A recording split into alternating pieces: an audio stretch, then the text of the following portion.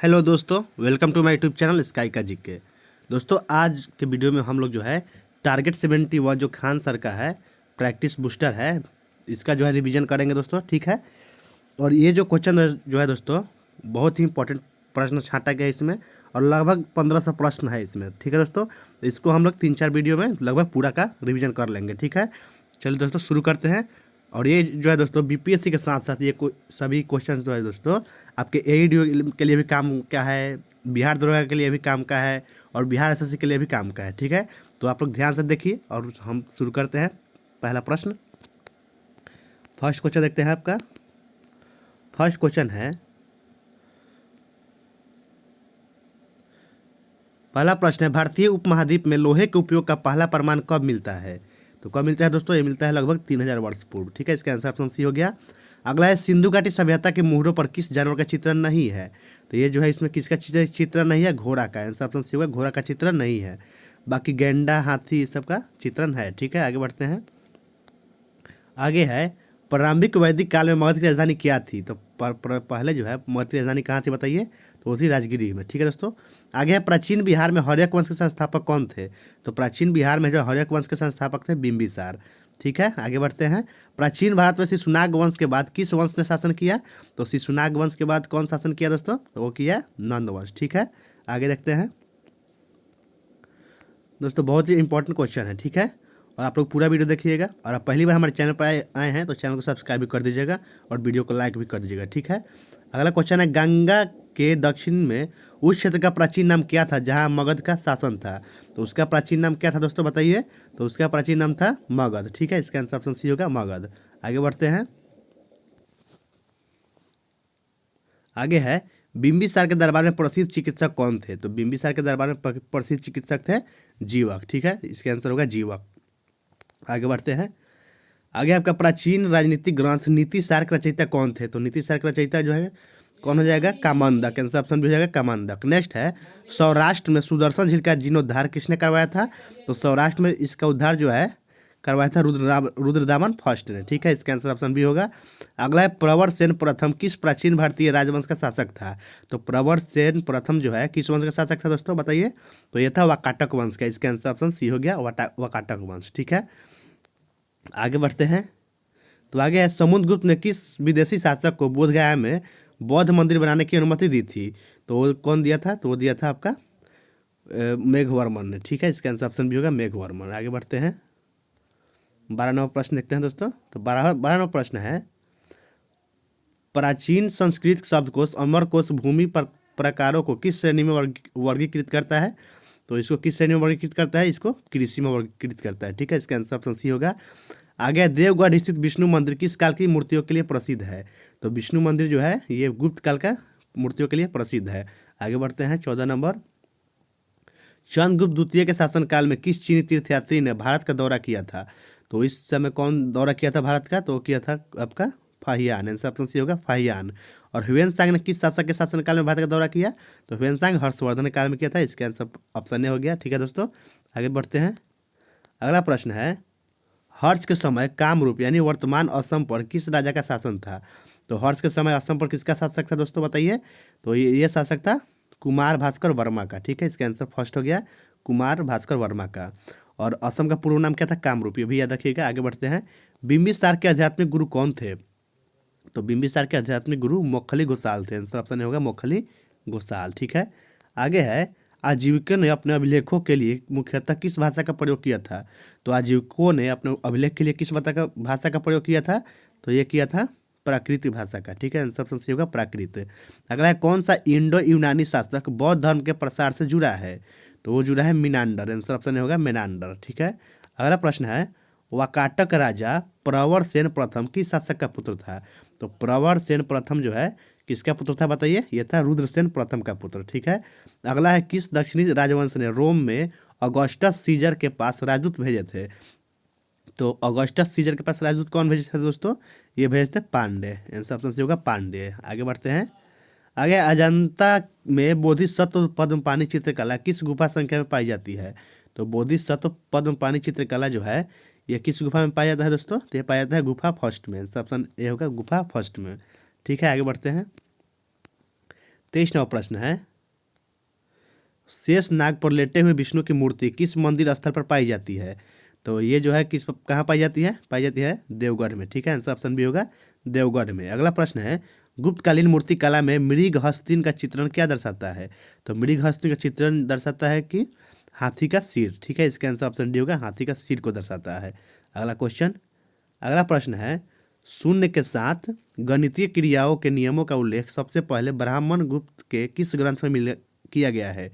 तो ये कहाँ किया गया है? आपके ब्रह्म स्फुट सिद्धांत में। ठीक है, इसका आंसर ऑप्शन भी हो गया ब्रह्म स्फुट सिद्धांत। अगला है, अमर कोश में उल्लिखित भूमि का प्रकार निम्नलिखित में से कौन सा था? तो ये हो जाएगा अपराहता। आंसर ऑप्शन सी होगा अपराहता। ठीक है दोस्तों, आगे बढ़ते हैं। तो आगे है आपका, बिंबिसार के बाद मगध की गद्दी पर कौन बैठा? तो बिंबिसार के बाद मगध की गद्दी पर बैठा अजातशत्रु। आंसर ऑप्शन सी होगा अजातशत्रु। अगला है, नीतिशार को किस पूर्ववर्ती राजनयिक ग्रंथ का उत्तराधिकारी माना जाता है?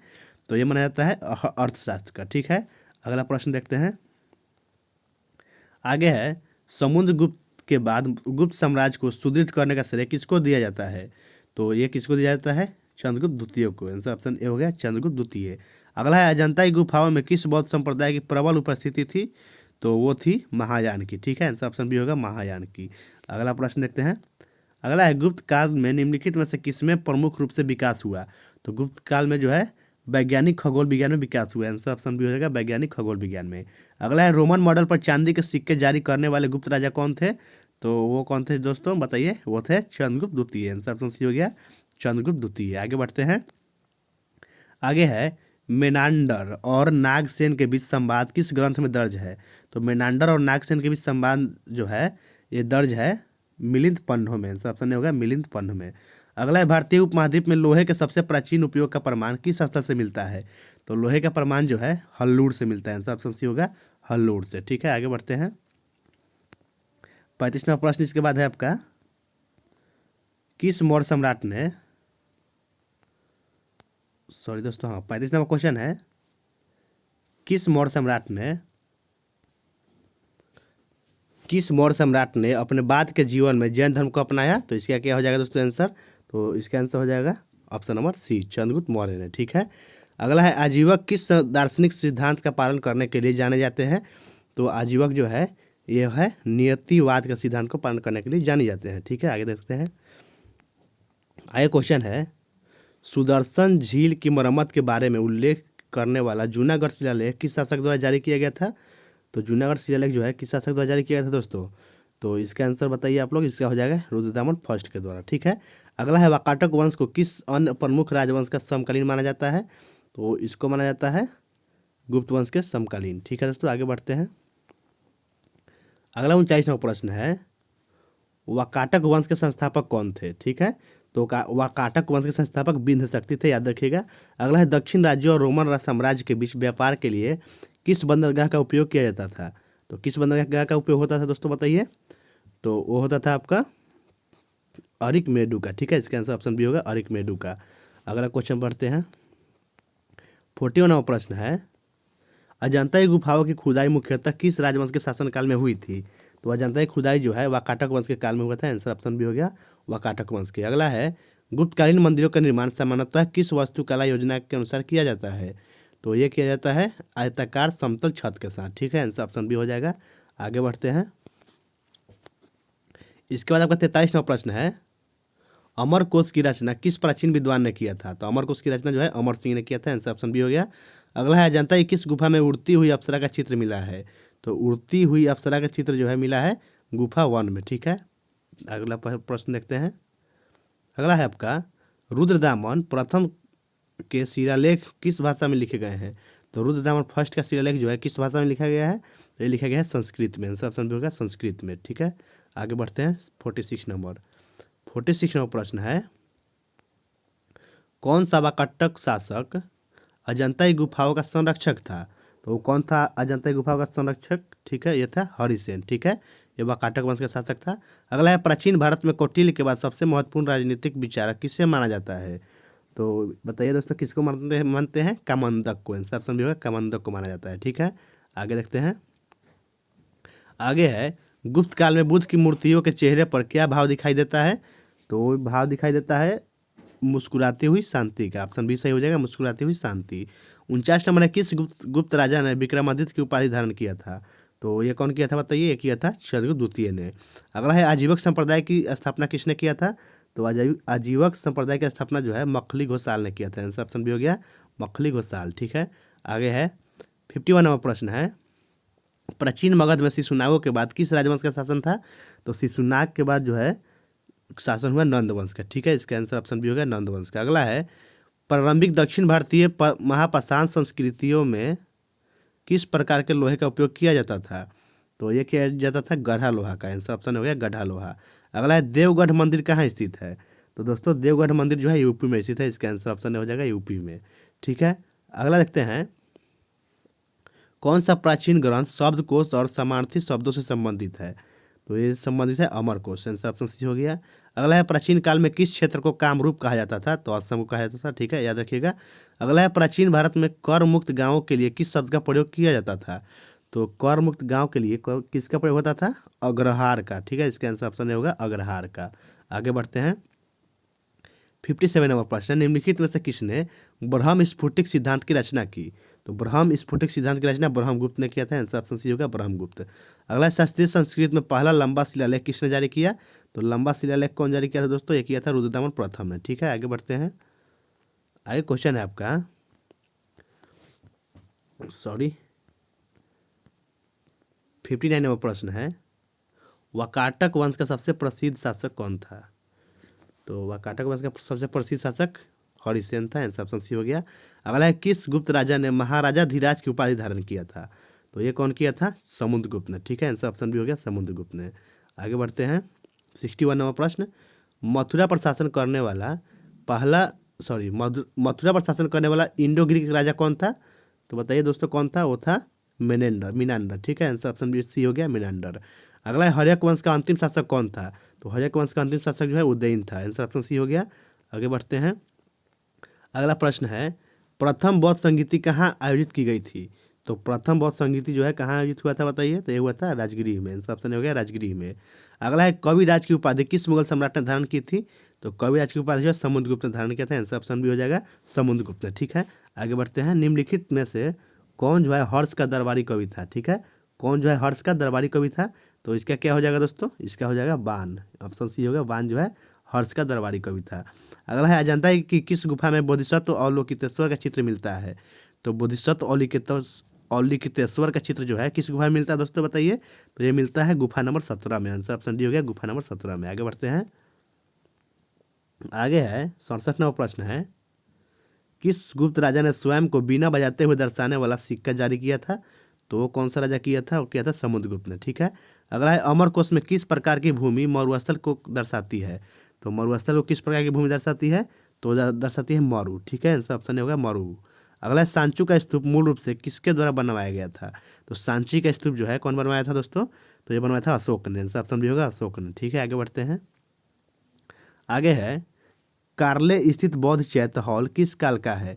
तो कार्ले स्थित बौद्ध चैत्य हॉल जो है सातवाहन काल का है। आंसर ऑप्शन बी हो जाएगा। अगला है, किस इंडो यूनानी शासक के सिक्कों पर द्विभाषी शिलालेख पाए गए हैं? तो द्विभाषी शिलालेख जो है मीनांडर के शिलालेख पर पाए गए हैं। आंसर ऑप्शन हो गया मीनांडर के। ठीक है, आगे देखते हैं 72 नंबर प्रश्न।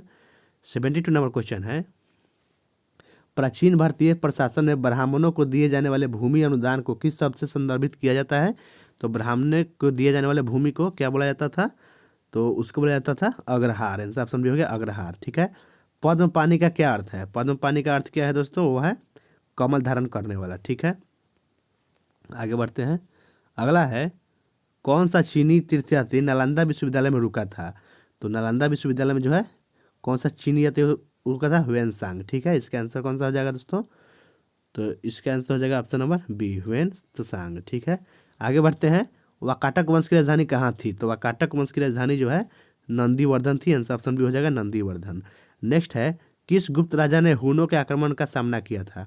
तो हुनों के आक्रमण का सामना जो है स्कंदगुप्त ने किया था। आंसर ऑप्शन सी हो गया स्कंदगुप्त। ठीक है, आगे है, सिंधु घाटी सभ्यता के मोहरों पर अधिकतर किस जानवर का चित्रण है? तो अधिकतर जो है आपके बैल का चित्रण मिलता है। आंसर ऑप्शन हो गया। अगला है, भारत में लौह प्रौद्योगिकी किस चरण के दौरान व्यापक हुई? तो लौह प्रौद्योगिकी जो है महापाषाण चरण के दौरान व्यापक हुई। अगला है मिलिंद पन्हो राजा मिनांडर और किस बौद्ध भिक्षु के बीच का संवाद है।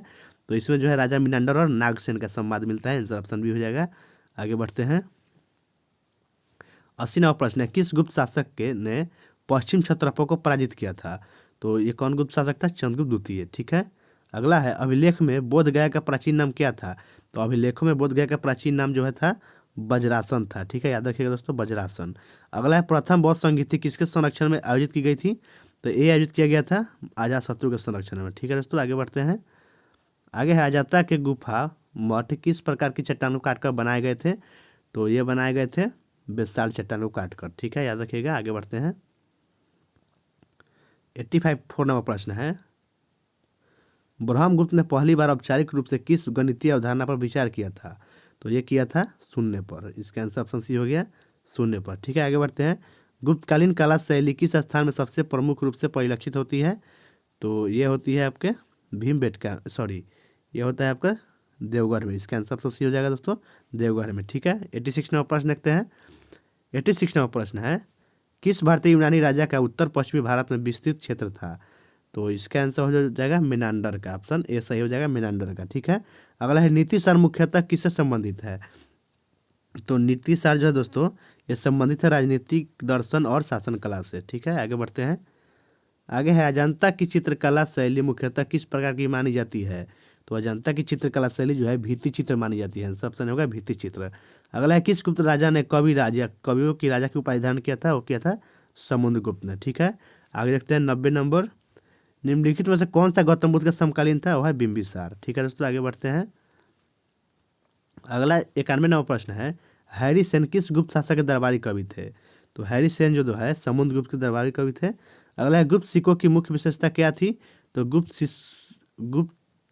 सिक्कों की मुख्य विशेषता क्या थी। तो इसका आंसर हम लोग आप लोग पर छोड़ते हैं, बताइए इसके कमेंट में। ठीक है, अगला देखते हैं। 93 नंबर प्रश्न है, अशोक के स्तंभ शीर्षों से जुड़ा प्रतीकात्मक पशु कौन सा था। तो वो था शेर। इसका आंसर ऑप्शन होगा शेर। ठीक है, विक्रमशिला विश्वविद्यालय कहाँ स्थित है। तो विक्रमशिला विश्वविद्यालय जो है मगध में स्थित है, आंसर ऑप्शन भी हो जाएगा मगध में। ठीक है दोस्तों, आगे बढ़ते हैं। 94 हो गया, 95 देखते हैं। 95 नंबर प्रश्न है, विक्रमशिला विश्वविद्यालय की स्थापना किसने की थी। तो विक्रमशिला विश्वविद्यालय की स्थापना जो है धर्मपाल ने किया था, आंसर ऑप्शन सी हो जाएगा धर्मपाल ने। अगला है हर्ष की जीवनी, हर्षचरित के लेखक कौन थे। तो हर्षचरित के लेखक जो है बाणभट्ट है, आंसर ऑप्शन हो गया बाणभट्ट। अगला है संगम काल के दौरान चेर वंश की राजधानी कहाँ थी। तो चेर वंश की राजधानी कहाँ थी दोस्तों, ये थी वंजी में, आंसर ऑप्शन सी हो गया वंजी। ठीक है, आगे बढ़ते हैं। 98 नंबर प्रश्न है, किस चेर शासक ने तमिलनाडु में पट्टनी पंथ की शुरुआत किया था। तो पट्टनी पंथ की शुरुआत जो है किस चेर शासक ने किया था। तो ये किया था सेन गुट्टूवन, आंसर ऑप्शन सी हो गया सेन गुट्टूवन ने। अगला है मिथिला के कर्नाट राजवंश ने किस भाषा में के विकास में महत्वपूर्ण योगदान दिया। तो ये जो है मैथिली भाषा के में योगदान दिया है, आंसर ऑप्शन सी हो गया मैथिली में। ठीक है, नेक्स्ट है, भारतीय दरबारी संस्कृति में नवरोज का त्यौहार किस शासक द्वारा शुरू किया गया था। तो नवरोज का त्यौहार जो है बलबन ने शुरू किया था, आंसर ऑप्शन बी हो जाएगा। अगला है नाथपंथी मुख्य रूप से किससे संबंधित थे। तो नाथपंथी जो है शैववाद और योग आधारित तप से संबंधित है, ऑप्शन सी हो गया। आगे बढ़ते हैं। 102 नंबर प्रश्न है दोस्तों, 100 क्वेश्चन हम कर चुके हैं, और अगर आपको वीडियो अच्छी लगे तो लाइक कर दीजिएगा, अपने दोस्तों में भी शेयर कर दीजिएगा। 102 नंबर क्वेश्चन है, चचनामा का फारसी में अनुवाद किसने किया था। तो चचनामा का फारसी अनुवाद जो है अली बिन बकर कूफी ने किया था, आंसर ऑप्शन डी हो गया। अगला है तुर्की के किस कमांडर ने बिहार पर आक्रमण किया और नालंदा विश्वविद्यालय को नष्ट कर दिया। तो 103 का आंसर क्या हो जाएगा, बख्तियार खिलजी ने, ऑप्शन सी सही हो जाएगा। आगे बढ़ते हैं। अगला प्रश्न है, असम का कौन सा प्राचीन शासक हर्ष का समकालीन और सहयोगी था। तो ये कौन था दोस्तों, बताइए। तो ये था कुमार भास्कर वर्मन फर्स्ट। ठीक है, ऑप्शन ए सही हो जाएगा। आगे बढ़ते हैं। 105 नंबर देखते हैं। 105 नंबर प्रश्न है, चेरा बंदरगाह टोंडी और मुसीरी किसके लिए जाने जाते थे। तो ये जाने जाते थे व्यापार और समुद्री गतिविधि के लिए। अगला है, राष्ट्रकूट साम्राज्य के अंतर्गत मुख्य प्रशासनिक इकाई को क्या कहा जाता था। तो मुख्य प्रशासनिक इकाई को राष्ट्र कहा जाता था। ठीक है, आगे बढ़ते हैं। 107 नंबर प्रश्न है, राष्ट्रकूट साम्राज्य की राजधानी कहाँ थी। तो राष्ट्रकूट की राजधानी जो है मानेखेट थी या मालखेड़, ऑप्शन सी सही हो जाएगा। अगला है, भारत में चिश्ती सूफी सिलसिले की स्थापना किसने किया था। तो चिश्ती सिलसिले का स्थापना जो है कौन किया था, Khwaja Moinuddin Chishti, answer option C हो गया ख्वाजा मोइनुद्दीन चिश्ती। अगला है 109 नंबर, चचनामा का फारसी में अनुवाद किस काल में हुआ था। तो चचनामा का फारसी अनुवाद जो है एक हुआ था दिल्ली सल्तनत के काल में। आंसर ऑप्शन सी हो गया दिल्ली सल्तनत। अगला है बख्तियार खिलजी ने किस प्राचीन भारतीय विश्वविद्यालय को नष्ट कर दिया था? वो है नालंदा विश्वविद्यालय के। ठीक है, आगे बढ़ते हैं। 111वां प्रश्न है सुहरावर्दी संप्रदाय के प्रसिद्ध सूफी संत कौन थे? तो इसके जो आंसर हो जाएगा शिहाबुद्दीन सुहरावर्दी। अगला है दिल्ली का वह सुल्तान कौन था जिससे अब्बासिद खलीफा से निवेश पत्र प्राप्त हुआ था? तो कौन था वो था इल्तुतमिश को। ठीक है, आंसर सी हो जाएगा, ऑप्शन नंबर सी। आगे बढ़ते हैं। 113वां प्रश्न है प्रसिद्ध इतिहासकार मिन्हाजुल सिराज ने किसकी रचना की थी? तो मिन्हाजुल सिराज ने तबकात नासिरी की रचना किया था। ठीक है, अगला है दिल्ली के सुल्तान ने अपनी दैवीय सत्ता को दर्शाने के लिए कौन सी उपाधि धारण किया था? तो ये जो है जिले इलाही की उपाधि धारण किया था। ठीक है, दिल्ली के सुल्तान। ठीक है, आगे बढ़ते हैं। 115वां प्रश्न है इसके बाद आपका दिल्ली सल्तनत के अंतर्गत ग्राम प्रधान को क्या कहा जाता था? तो ग्राम प्रधान को दोस्तों क्या बोलते थे? उसको बोलते थे मुकद्दम या चौधरी। अगला है इनमें निम्नलिखित में से कौन दिल्ली सल्तनत के अधीन एक प्रसिद्ध फारसी इतिहासकार था? तो दिल्ली सल्तनत के अधीन फारसी इतिहासकार कौन था? बर्नी था। आंसर ऑप्शन हो गया बर्नी। अगला है दिल्ली सल्तनत में धार्मिक मामलों के विभाग को क्या कहा जाता था? तो धार्मिक मामलों के विभाग को दीवाने रसालत बोला जाता था। आंसर ऑप्शन डी हो जाएगा दीवाने रसालत। ठीक है, आगे देखते हैं। 118 नंबर है किस दिल्ली सुल्तान को अस्थाई सेना बनाने और उन्हें नगद भुगतान करने का श्रेय दिया जाता है? तो ये दिया जाता है अलाउद्दीन खिलजी को। आंसर ऑप्शन सी हो जाएगा अलाउद्दीन खिलजी। अगला है घोड़ों को दागने और सैनिक की वर्णनात्मक सूची बनाने की प्रथा या हुलिया प्रथा जिसको बोलते हैं, ये किसने शुरू किया था? तो ये भी अलाउद्दीन खिलजी ने शुरू किया था। आंसर ऑप्शन सी हो जाएगा अलाउद्दीन खिलजी ने। नेक्स्ट 120 नंबर क्वेश्चन देखते हैं। उत्तर भारत में भक्ति आंदोलन का प्रसार करने वाले और रामानंद के शिष्य रहे संत कौन थे? तो वो कौन थे दोस्तों? वो थे कबीर। आंसर ऑप्शन भी हो जाएगा कबीर। अगला दिल्ली सल्तनत के किस इतिहासकार ने तारीख ए फिरोज शाही की रचना की थी? तो तारीख ए फिरोज शाही कौन लिखा था? तो ये लिखा था बर्नी ने, जियाउद्दीन बर्नी। ऑप्शन ए सही हो जाएगा। आगे बढ़ते हैं। अगला प्रश्न है दिल्ली सल्तनत के दौरान भू राजस्व विभाग को क्या कहा जाता था? तो भू राजस्व विभाग को जो है दीवाने को ही बोला जाता था। आंसर ऑप्शन बी हो जाएगा। अगला है वह भक्ति संत जिन्होंने बंगाल में कृष्ण भक्ति को लोकप्रिय बनाया और सांसारिक जीवन का त्याग किया, वे कौन थे? तो वे थे आपके चैतन्य। आंसर ऑप्शन बी हो जाएगा चैतन्य। अगला है अमीर खुसरो ने एक नई संगीत शैली विकसित की जिसे क्या कहा जाता है? तो उसको क्या बोलते हैं दोस्तों? उसको बोलते हैं कव्वाली। ऑप्शन बी सही हो जाएगा कव्वाली। इसको कौन शुरू किए थे? अमीर खुसरो, याद रखिएगा। आगे बढ़ते हैं।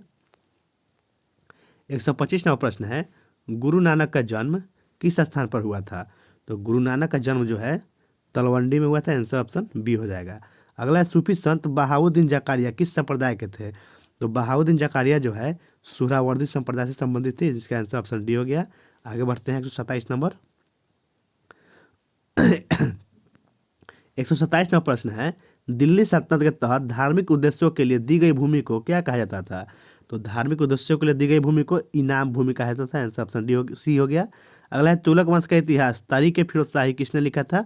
तो तारीख ए फिरोज शाही जो है ये लिखा था मिन्हाजुल सिराज ने। ठीक है, अगला है अकबर के शासनकाल के दौरान तबकात अकबरी की किसने लिखा है? तो तबकात अकबरी की रचना जो है निजामुद्दीन अहमद ने किया है। आंसर ऑप्शन सी हो जाएगा निजामुद्दीन अहमद। ठीक है, 130वां प्रश्न है अलाउद्दीन खिलजी के दरबार में फारसी इतिहासकार और कवि कौन थे?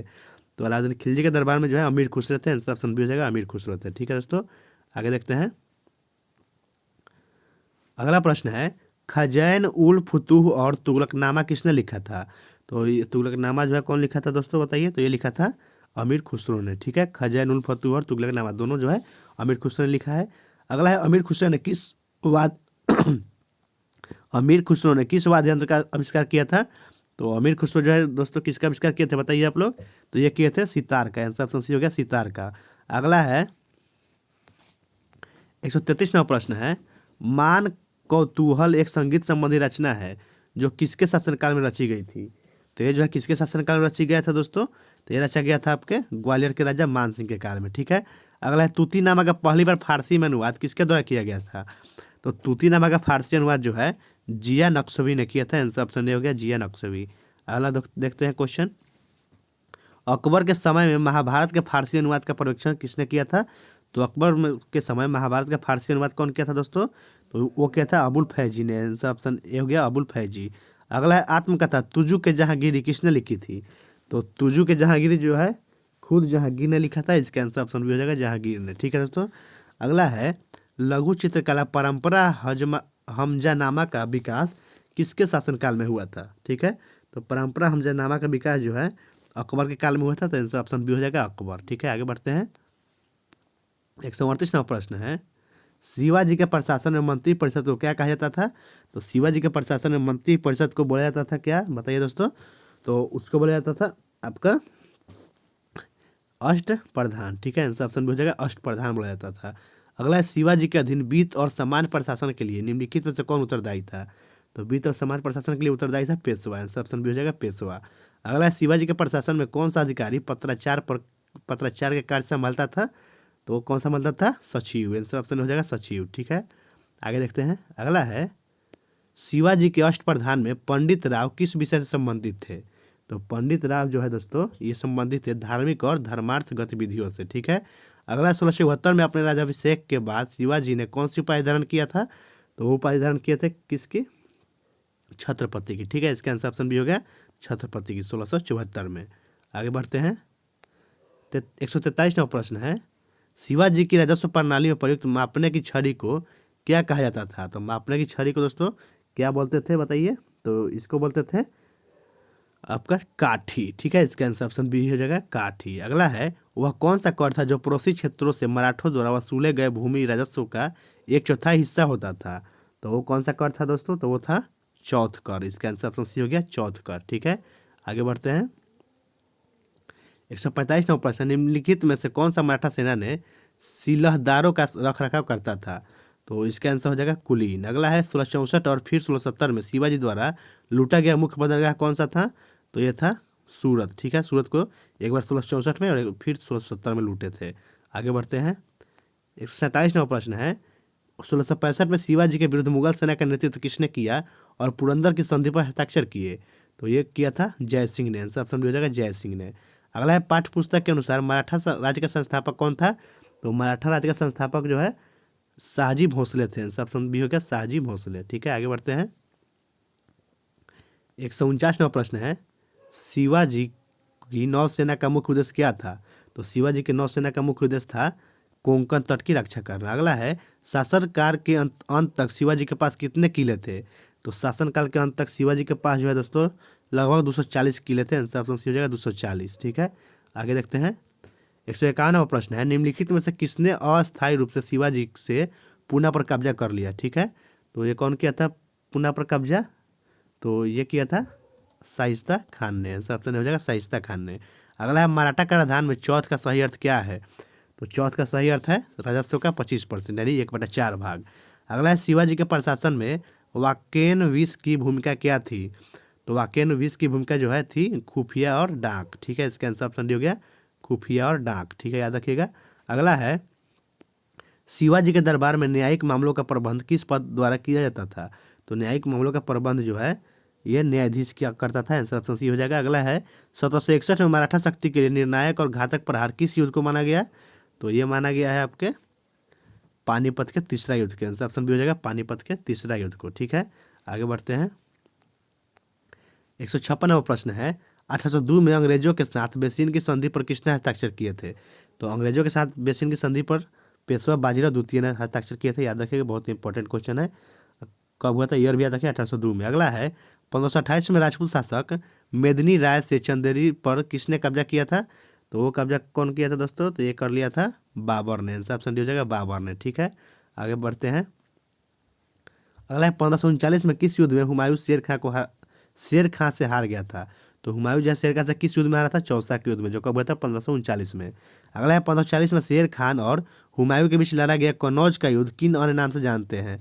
तो कन्नौज के युद्ध को अन्य किस नाम जानते हैं, बिलग्राम का युद्ध के। ठीक है, इसका आंसर ऑप्शन सी हो गया बिलग्राम का युद्ध। कब हुआ था 1540 में, याद रखिएगा ईयर भी। अगला है 160 नंबर शेर शाह बनने से पहले फरीद को उनकी बहादुरी के लिए क्या उपाधि दी गई थी। तो शेर खान की उपाधि दी गई थी। आंसर ऑप्शन बी हो जाएगा शेर खान की। ठीक है, 160 का ऑप्शन बी सही हो जाएगा। अगला है प्रारंभिक तुर्क शासक के दौरान बिहार पर आक्रमण का नेतृत्व किसने किया था। तो बिहार पर आक्रमण का नेतृत्व जो है बख्तियार खिलजी ने किया था दोस्तों, याद रखिएगा। आगे देखते हैं। दिल्ली सल्तनत में सुल्तान को जो दिव्य अधिकार का प्रतीक मानी जाती थी कौन सी उपाधि प्रदान की जाती थी?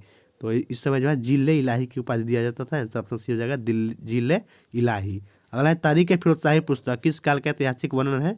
तो इसमें जो है आपके तुगलक वंश का ऐतिहासिक वर्णन मिलता है। आंसर ऑप्शन ए हो जाएगा तुगलक वंश का। ठीक है, आगे है अलाउद्दीन खिलजी के दक्षिणी अभियान का सेनापति कौन था? तो अलाउद्दीन खिलजी के दक्षिणी अभियान का सेनापति था मलिक काफूर। बहुत इंपॉर्टेंट क्वेश्चन है, याद रखिएगा, मलिक काफूर। अगला है बाबर किस वंश का शासक था? तो बाबर जो है तिमुरिद वंश का शासक था। आंसर ऑप्शन सी होगा तिमुरिद वंश का। अगला है औरंगजेब के शासनकाल पर लिखी गई कृत फतुहात आलमगीरी की रचना किसने किया था? फतुहात आलमगीरी की रचना कौन किया था दोस्तों? तो ये किया था ईश्वरदास नागर ने। आंसर ऑप्शन भी हो जाएगा ईश्वरदास नागर। आगे बढ़ते हैं, आगे है विजयनगर साम्राज्य में नागालपुरम शहर का विकास किसने किया था? तो नागालपुरम शहर का विकास जो है कृष्णदेवराय ने किया था। आंसर ऑप्शन सी हो जाएगा कृष्णदेवराय। अगला युद्ध विराम के दौरान शेर खान ने हुमायूं को क्या प्रस्ताव दिया था? तो हुमायूं को जो है प्रस्ताव दिया था कि बिहार का प्रस्ताव दिया था। ठीक है, इसका आंसर ऑप्शन डी हो जाएगा बिहार का। अगला क्वेश्चन बढ़ते हैं, 169 नंबर प्रश्न है मध्यकालीन भारत का सबसे महान रहस्यवादी संत और कबीरपंथी संप्रदाय का संस्थापक किन्हें माना जाता है? तो वो माना जाता है कबीर को। आंसर ऑप्शन भी हो जाएगा कबीर को। अगला है कुतुब मीनार परिसर में अलाई दरवाजा का निर्माण किसने कराया था? तो अलाई दरवाजा का निर्माण जो है अलाउद्दीन खिलजी ने करवाया था। याद रखिएगा अलाउद्दीन खिलजी ने। ठीक है दोस्तों, अगला क्वेश्चन देखते हैं, 171 नंबर प्रश्न है। इसके बाद 171वां प्रश्न है फतेहपुर सीकरी में महल परिसर का निर्माण किस मुगल सम्राट ने करवाया था? तो महल परिसर का निर्माण जो है कौन करवाया था? ये करवाया था अकबर ने। आंसर ऑप्शन डी हो गया अकबर। अगला है मुगल चित्रकला कृति हमजानामा में कितने लघु चित्र थे? तो हमजानामा में लघु चित्र की संख्या कितना था? 1200। ठीक है, आंसर ऑप्शन हो गया 1200। अगला है अकबर के दरबार में मुख्य इतिहासकार और अकबरनामा के लेखक कौन थे? तो अकबरनामा के लेखक जो है दोस्तों अबुल फजल थे। आंसर ऑप्शन हो जाएगा अबुल फजल। ठीक है, आगे बढ़ते हैं, आगे प्रश्न है मुगल चित्रकला में चित्रांकन का चरमोत्कर्ष किसके शासनकाल में प्राप्त हुआ? तो यह प्राप्त हुआ जहांगीर के शासनकाल में। आंसर ऑप्शन डी हो जाएगा जहांगीर के काल में। अगला वह भक्ति संत कौन थे जिन्होंने दुनिया की अशुद्धियों के बीच पवित्र राहों पर जोर दिया था? तो वो थे गुरु नानक। ठीक है, आगे बढ़ते हैं, 176वां प्रश्न है किस मुगल बादशाह ने ब्रिटिश ईस्ट इंडिया कंपनी के पक्ष में फरमान जारी किया था? तो वो जारी किया था कौन? फर्रुखसियर ने। आंसर ऑप्शन डी हो गया फर्रुखसियर। अगला है संतों की मज़ारों पर जाने की सूफी प्रथा को क्या कहा जाता है? तो संतों की मज़ार पर जाने की प्रथा को जियारत बोलते हैं। आंसर ऑप्शन ए हो गया। अगला है किस मुगल सम्राट ने दीन इलाही को संरक्षण दिया था? तो दीन इलाही को संरक्षण जो है अकबर ने दिया था। आंसर ऑप्शन बी हो जाएगा दोस्तों। आगे बढ़ते हैं, अगला प्रश्न है बाहरी मामलों के लिए उत्तरदायी मराठा अधिकारी को क्या कहा जाता था? तो बाहरी मामलों के लिए मराठा अधिकारी को सुमंत बोलते थे। आंसर ऑप्शन ए होगा सुमंत। ठीक है, विदेश मंत्री। अगला है किस संत ने मूर्ति पूजा का विरोध किया और नाम स्मरण यानी ईश्वरीय नाम का जाप पर जोर दिया? तो वो संत कौन थे? वो थे गुरु नानक। आंसर ऑप्शन सी होगा गुरु नानक। अगला है कश्मीर में शालीमार गार्डन का निर्माण कराने वाला मुगल सम्राट कौन था? तो कश्मीर में शालीमार गार्डन का निर्माण जो है कौन करवाया था दोस्तों? तो ये करवाया था जहांगीर ने। आंसर ऑप्शन भी हो जाएगा जहांगीर ने। अगला प्रश्न देखते हैं, 182 नंबर प्रश्न है कुतुबुद्दीन ऐबक ने कौन से इंडो इस्लामिक स्थापत्य संरचना बनवाई थी? तो वो बनवाया था कुतुब मीनार। ठीक है, इसका आंसर ऑप्शन सी होगा कुतुब मीनार, उसका नींव रखा था। ठीक है, आगे बढ़ते हैं, आगे क्वेश्चन है फाना की सूफी अवधारणा का तात्पर्य है? तो फाना की सूफी अवधारणा का क्या तात्पर्य है? ईश्वर के साथ एकीकरण। आंसर ऑप्शन सी हो गया। अगला है बहादुर शाह प्रथम किस अन्य उपाधि से प्रसिद्ध थे? तो बहादुर शाह प्रथम जो है शाह आलम प्रथम से प्रसिद्ध थे। ठीक है, अगला क्वेश्चन देखते हैं, अगला है 185 नंबर राजपूतों और मराठों के प्रति बहादुर शाह प्रथम की नीति क्या थी? तो राजपूतों और मराठों के प्रति जो है समझौतावादी और सहिष्णुता भरा उनकी नीति था। ठीक है, अगला है 712 में बहादुर शाह प्रथम की मृत्यु के बाद कौन सम्राट बना? तो बहादुर शाह फर्स्ट की मृत्यु के बाद जहांदार शाह सम्राट बना। आंसर ऑप्शन भी होगा जहांदार शाह। अगला क्वेश्चन, अगला प्रश्न है किस मुगल सम्राट को जुल्फिकार खान का समर्थन प्राप्त था और बाद में फर्रुखसियर ने उसे पराजित किया? तो इसका आंसर क्या हो जाएगा दोस्तों? इसका होगा जहांदार शाह को। ठीक है, आंसर ऑप्शन बी हो गया। अगला निम्नलिखित में से कौन मुगल राजस्व नीति का एक प्रमुख दोष था? तो मुगल राजस्व नीति का प्रमुख दोष क्या था? राजस्व संग्रह में से खेती। ठीक है, राजस्व संग्रह से जो है खेती करते थे।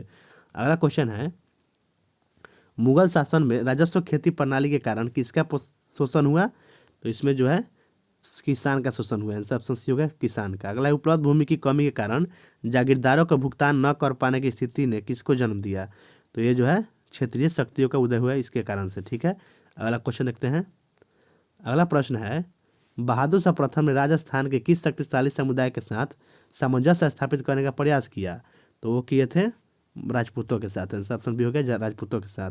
अगला है, औरंगजेब की मृत्यु के बाद भारत के किन भाग में मराठा गतिविधियों में वृद्धि देखी गई?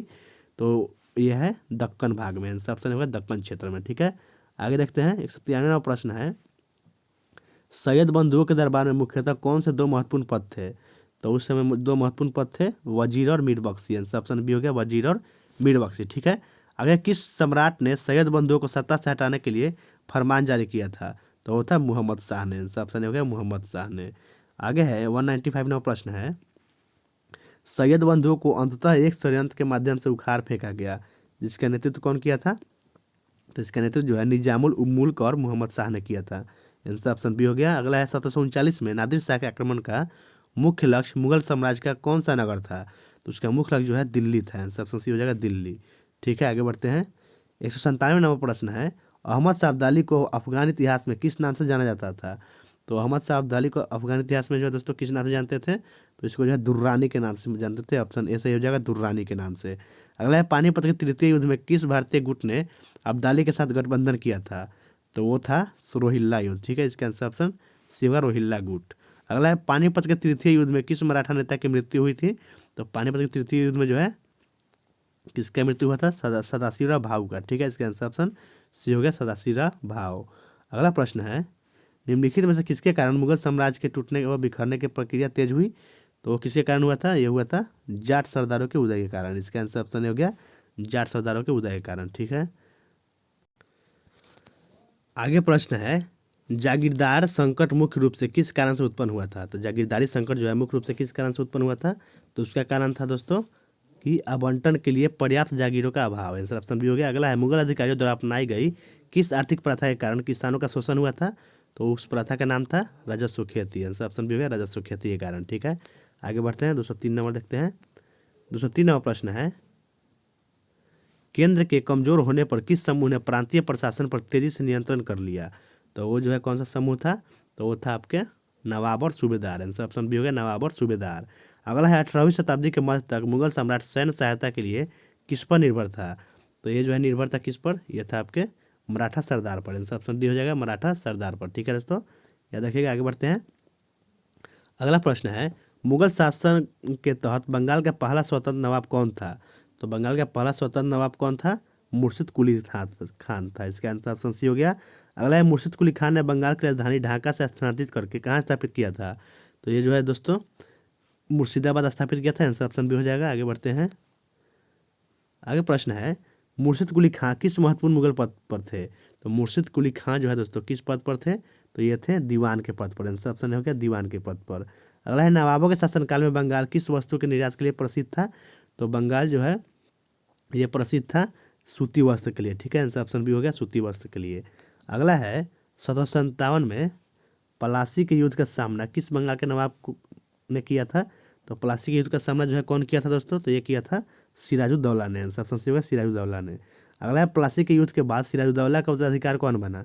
तो प्लासी के युद्ध के बाद सिराजुद्दौला का उत्तराधिकार कौन बना था? ये बना था मीर जाफर। आंसर ऑप्शन भी हो जाएगा दोस्तों। दोस्तों थैंक यू दोस्तों, आज के वीडियो समाप्त करते हैं यहीं पे।